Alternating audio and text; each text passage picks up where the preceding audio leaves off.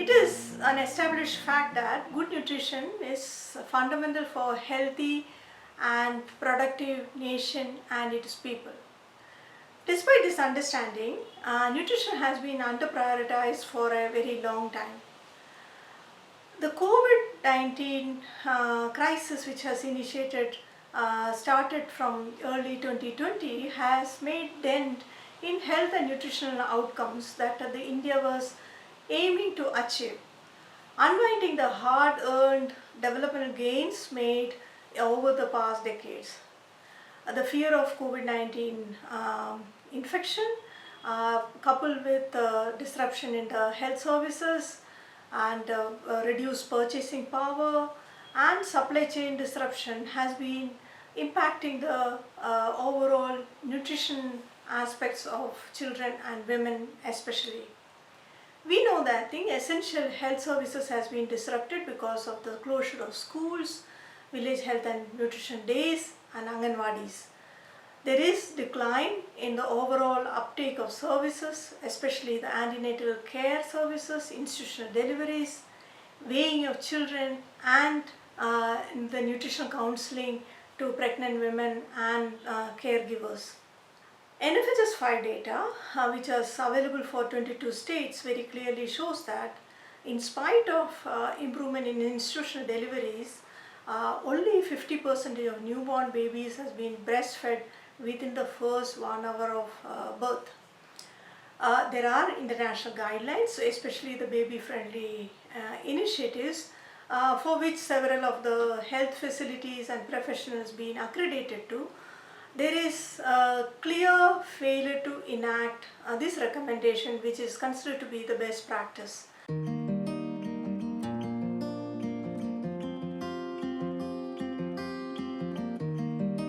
The first hour of newborn should be considered as the golden hour to making sure that the essential newborn care services, including breastfeeding, is provided to the babies.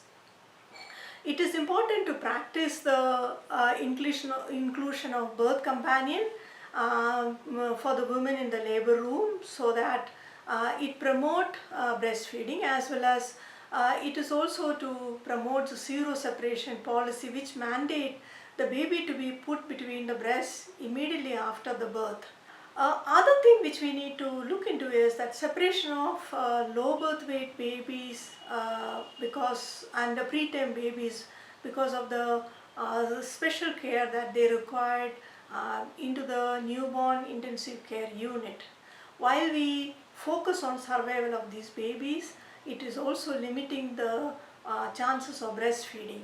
So therefore, the evidences suggest that the current newborn intensive care unit need to be converted into maternal newborn intensive care unit, so that breastfeeding can be promoted and kangaroo mother care and skin to skin care can be continued to practice in these settings.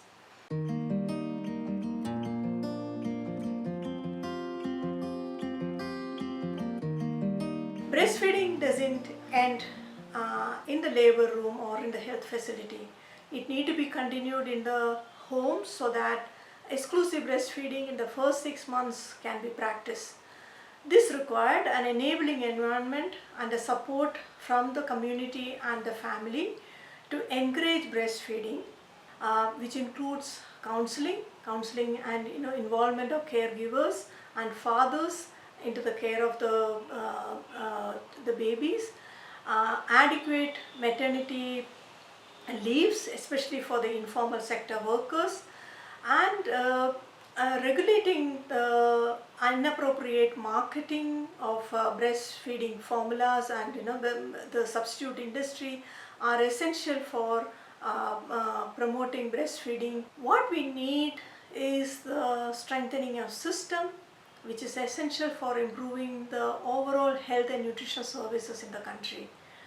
Adequate investment in the health systems, ensuring facilities and supplies, mentoring and capacity building of staff, and supportive supervision and monitoring of practices.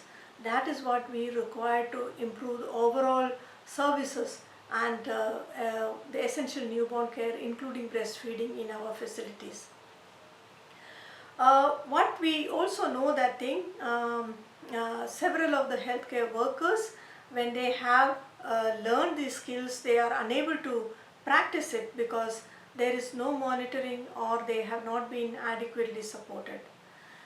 Children are the future of the country, and we must invest adequately to ensure that firm ground has been there for their growth and development.